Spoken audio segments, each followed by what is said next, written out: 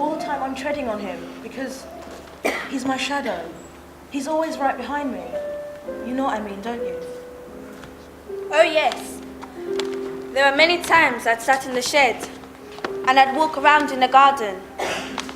And I could have screamed and shouted, but I thought that's too much. And that I'm using too much of my energy. So I'd just sit there like a child, really. He likes music. He likes Motown, and he has CDs, and I'll put them on for him. And he'll start to tap his feet or something. But we don't dance anymore because now he's lost his rhythm and he can't. He used to be a good dancer. We had a proper chair for him to go out into the garden with, so he would be out there doing his gardening, which he always loved. He'd only be out there for 10 minutes, and he'd want to go back in again. I took him to the doctors, and they did tests and said that he had the start of Alzheimer's. If anyone had told me Noel was going to be Alzheimer's, I wouldn't have believed them. He was just such an active man, just so healthy. I think when they told me, I was dumbfounded.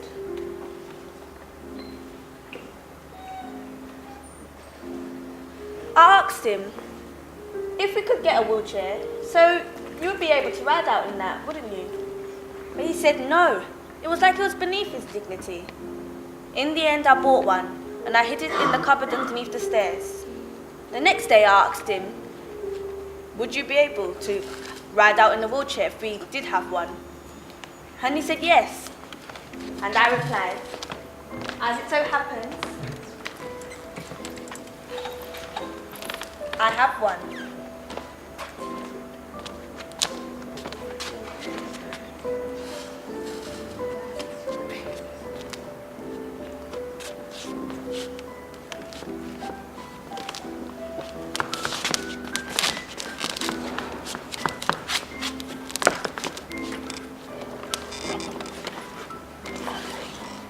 So I got him dressed, put on his shoes,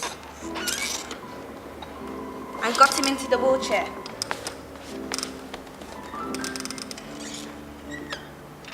He weighed about 16 stone, and I never pushed a wheelchair before, but we managed it.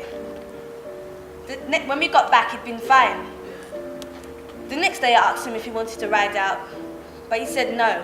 And about the fourth time I asked him, he said yes. I said to him, if he was a little boy, you know, I'd smack your bottom.